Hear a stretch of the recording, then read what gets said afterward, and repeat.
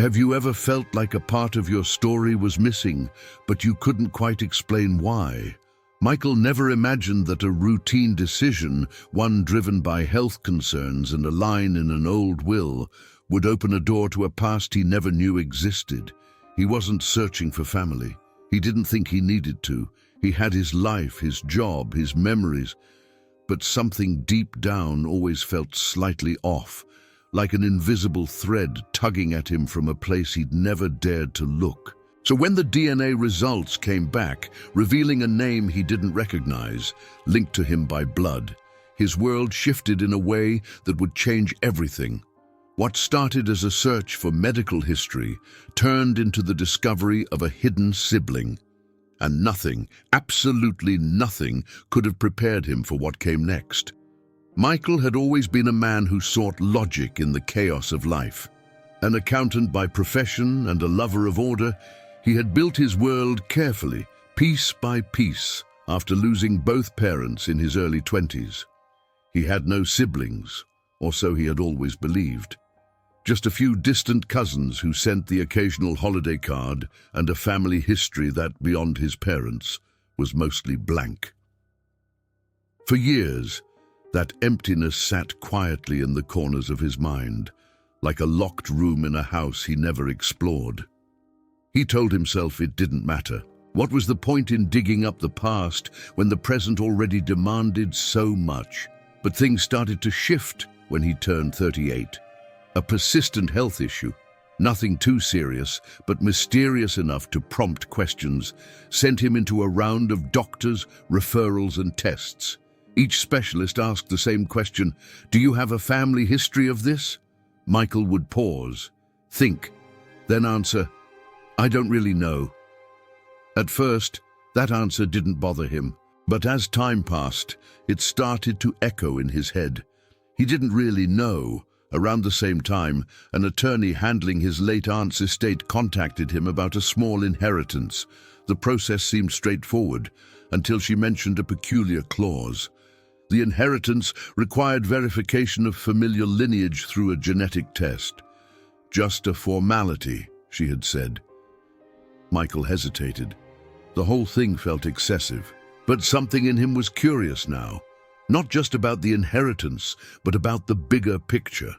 Maybe it was the questions from the doctors. Maybe it was the slow realization that his story had gaps, and he was tired of pretending they didn't exist. So, one quiet Saturday morning, he ordered a DNA testing kit. He didn't tell anyone. It felt too personal, too fragile to share. He spit into the tube, sealed the package, and mailed it off. Then, he waited. As days turned into weeks, he found himself thinking more and more about his parents. He remembered how his mother always changed the subject when family came up, how his father would get tense during certain conversations. At the time, he thought they were just private people. Now, he wasn't so sure. One night, as he lay in bed staring at the ceiling, a strange thought hit him. What if there was more? He tried to dismiss it, but the idea had planted itself deep and stubborn. He'd always thought his life was complete, simple, known. But what if there were pieces he'd never been allowed to see? By the time the DNA results arrived, Michael was more than ready. He logged in expecting confirmation of what he already knew, or thought he knew. Instead, he was met with something entirely unexpected. A name, a match, a connection labeled half-sibling. Michael froze. It had to be a mistake, some kind of glitch. He clicked the name Sarah Evans, age 36, location 3 hours away. The platform indicated a 27% shared DNA match. He closed the screen. His heart pounded. He reopened it. There it was again. The same name, the same label. Half-sibling. He stood up, walked around the room, tried to shake the feeling, but the walls felt different now, like they had been hiding something from him all along. Michael's hands trembled as he picked up his phone. He didn't know what he was supposed to do next. All he knew was that the version of his life he had carried for nearly 4 decades had just cracked open. The days that followed were a blur of disbelief, silence, and an endless loop of questions Michael couldn't answer. He stared at the word half-sibling more times than he could count, hoping it would somehow change, but it never did. Sarah Evans.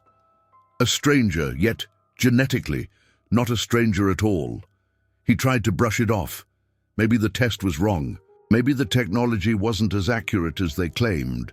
But the report was clear, detailed, and scientifically solid. The percentages, the DNA markers, the lineage lines, they all pointed to one truth. Michael shared one biological parent with this woman. The real punch to the gut came when he clicked into her profile again and saw her face. She had his eyes. Not exactly the same, but close enough that he felt a shiver crawl down his spine. The same shade of blue-gray, the same faint squint in the left eye when she smiled. The resemblance was subtle but undeniable. He sat back in his chair, his chest tightening. This couldn't be random. He opened an old photo album and flipped to the few pictures he had of his father, James Whitmore, a quiet man who had served in the Navy, then worked for the city's water department until his death. Michael had never known much about his father's youth. James had always dodged personal questions with a short laugh or a change of subject. Michael had chalked it up to generational stoicism. Now, he wasn't so sure. Could it be possible? Could his father have had another child before marrying his mother? Michael went down a rabbit hole of research. He searched forums, read through genetic testing FAQs, and joined an online group for people who had discovered unexpected family through DNA tests. What he found shocked him. It was more common than he thought. Men and women of all ages had discovered half-siblings, cousins, even entire families they'd never known existed.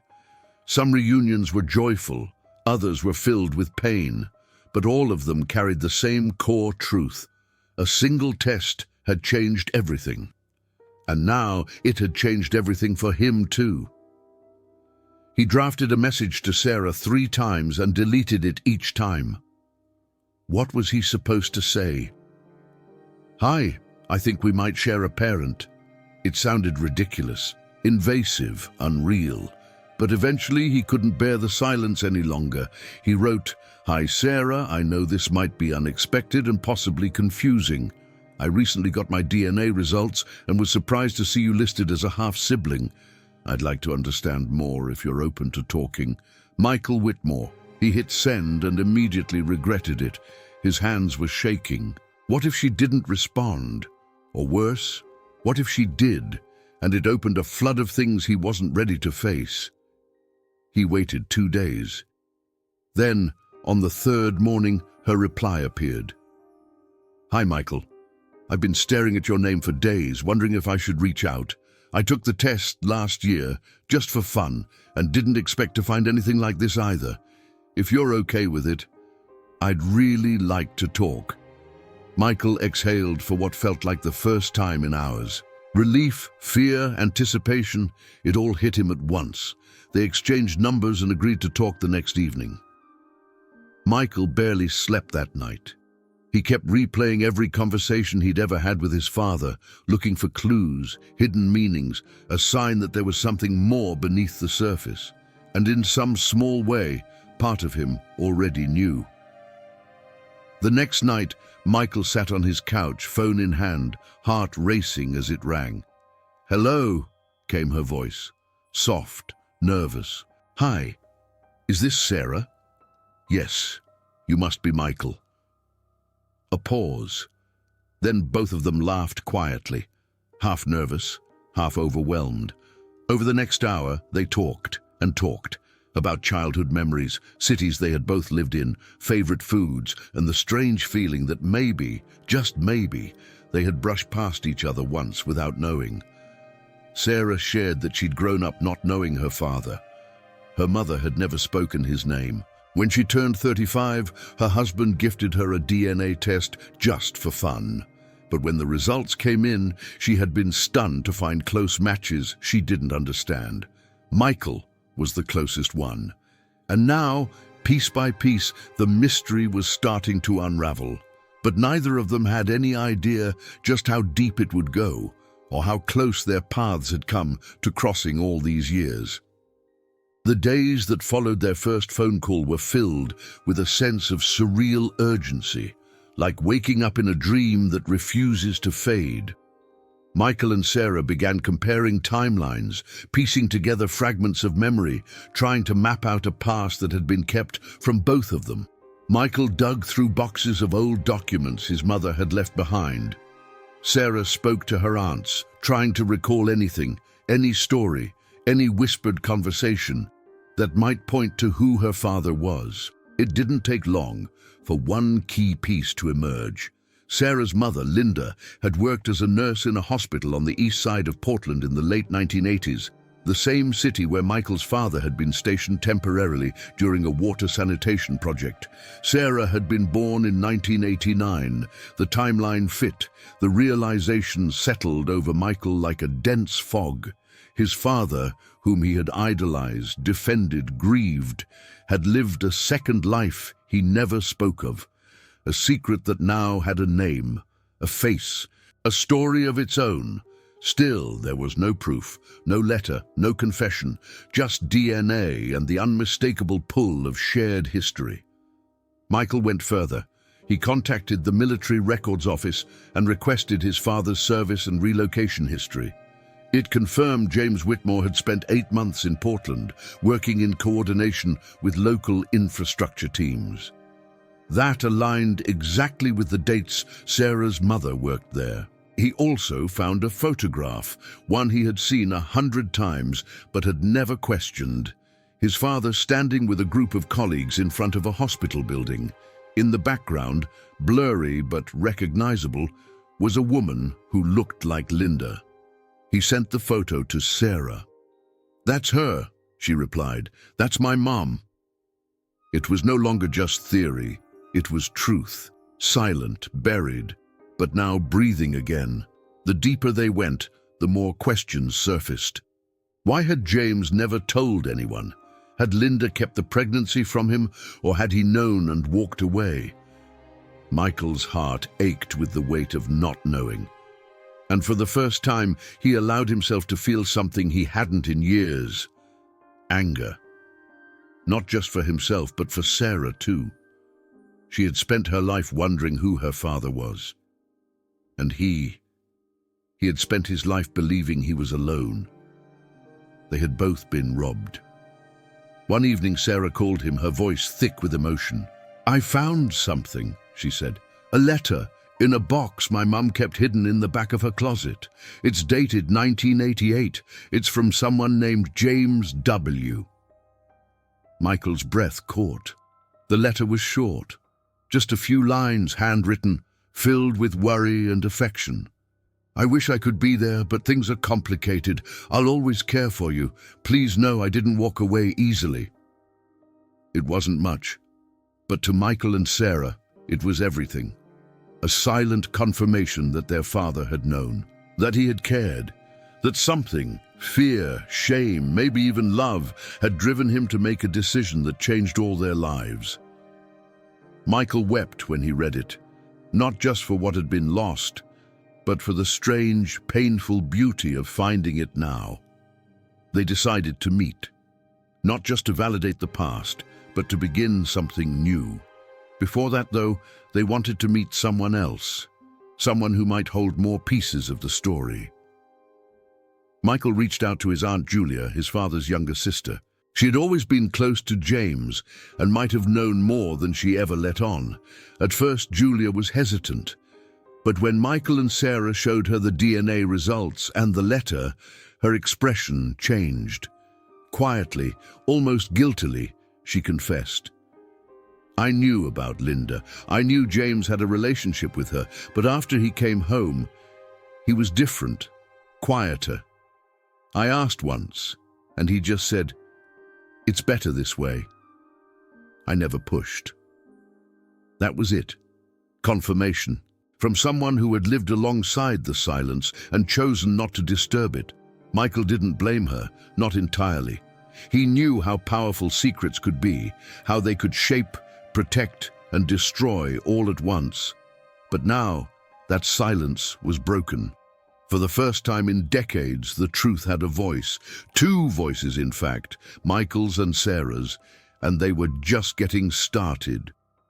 It was a crisp Saturday morning when Michael got in his car and started the 3-hour drive north to meet Sarah. He'd packed light, just an overnight bag, and the photo album he'd taken down 100 times over the past few weeks.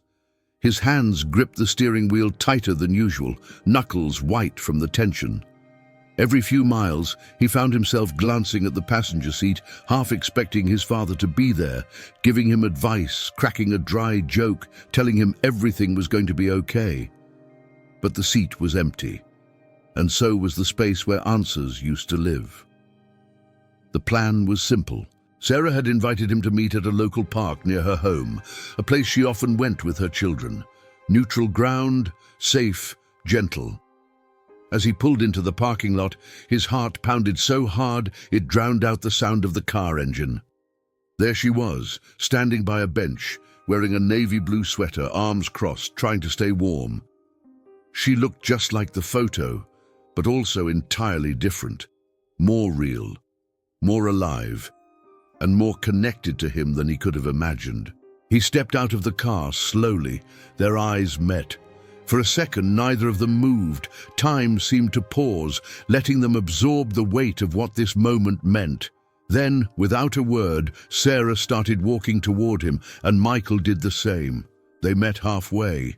No dramatic music, no big speeches, just two people bound by blood and broken history, standing inches apart. "I wasn't sure you'd come," Sarah said softly, her voice cracking. "I couldn't stay away," Michael replied, eyes glassy. Then instinctively, they hugged. It wasn't a tentative hug. It was long, full of emotion, the kind of embrace that tried to make up for lost birthdays, missed holidays, and decades of silence. Sarah's shoulders shook. Michael closed his eyes and let the moment carry him. Neither of them let go for a long time. When they finally pulled apart, they both laughed, nervously, like children caught in something too big to understand. "I brought some photos," Michael said, holding up the old leather-bound album. They sat on the bench and flipped through it together. Michael pointed out pictures of their father, childhood snapshots, even a few silly ones from high school. Sarah reached out and touched one of them, a black and white photo of James holding baby Michael at the hospital. "I've stared at this man's face in your pictures so many times," she whispered, trying to find pieces of myself. "I've stared at yours," Michael replied, trying to understand what I didn't know I was missing. They talked for hours, about their lives, their families, what they had in common and what they didn't. Sarah introduced him to her kids later that afternoon. They were shy at first, especially her oldest, Emma, but quickly warmed up to the new uncle who brought them coloring books and knew how to make perfect balloon animals. For the first time in years, Michael felt something settle in his chest, a kind of quiet peace he didn't know he'd been searching for.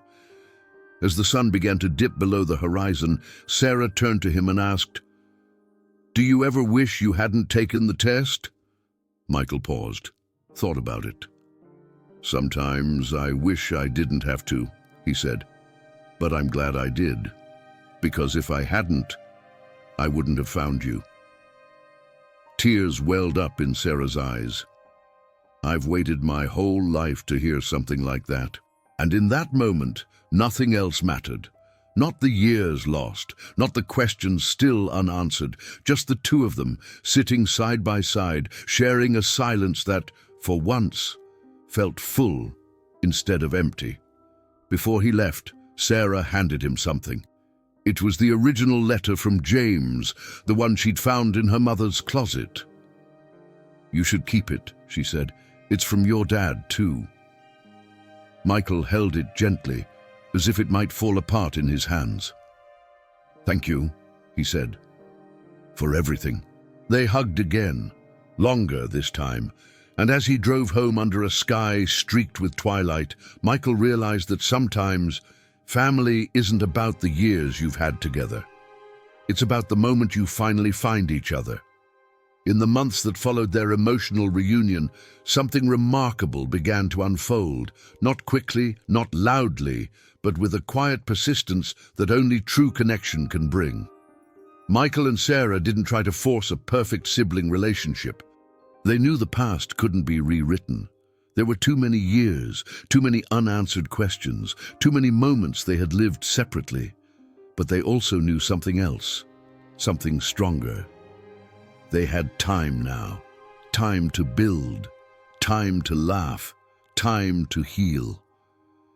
They started with the little things, weekly phone calls, text messages with old photos or bad jokes, birthday cards signed your brother and your sister. Michael even sent a picture of himself holding a coffee mug that read, "World's okayest half-brother." Sarah responded with a matching t-shirt that said, "Genetic plot twist." They visited each other's homes. Michael met Sarah's husband, who embraced him without hesitation, and her children, who now called him Uncle Mike, and insisted he come to their school plays and soccer games. He never missed one. For Michael, it was a new kind of family, not one inherited, but one earned, one chosen.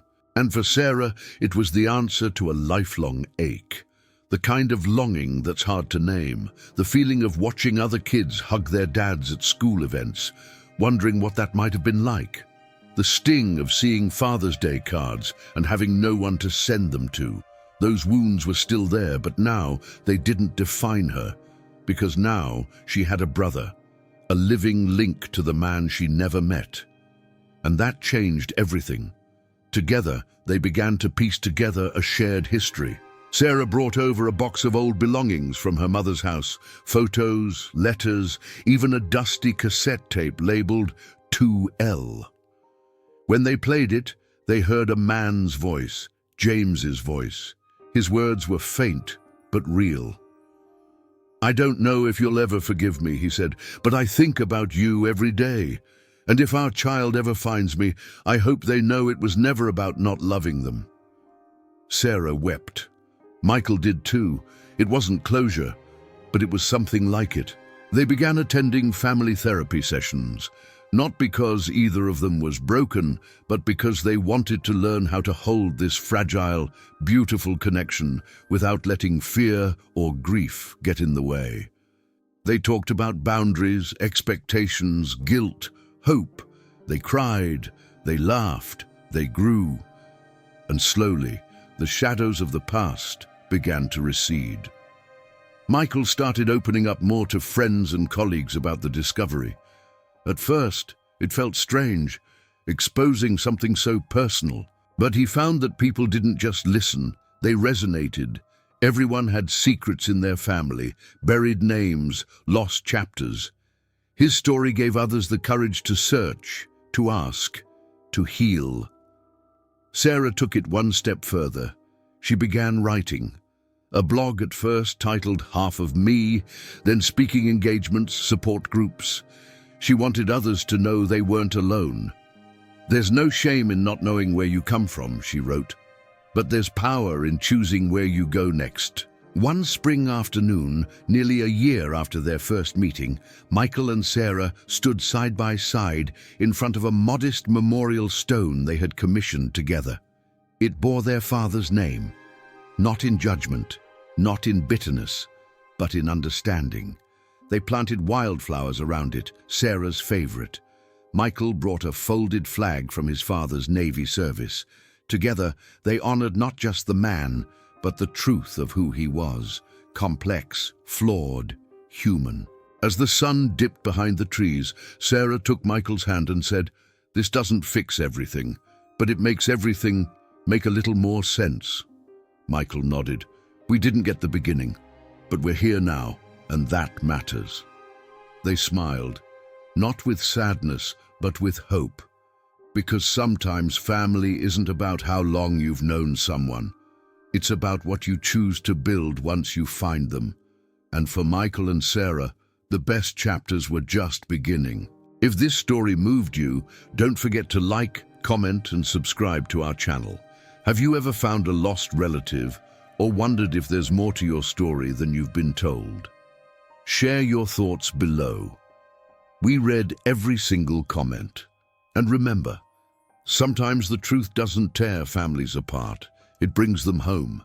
Hit the notification bell so you don't miss our next real-life story of DNA, destiny, and discovery.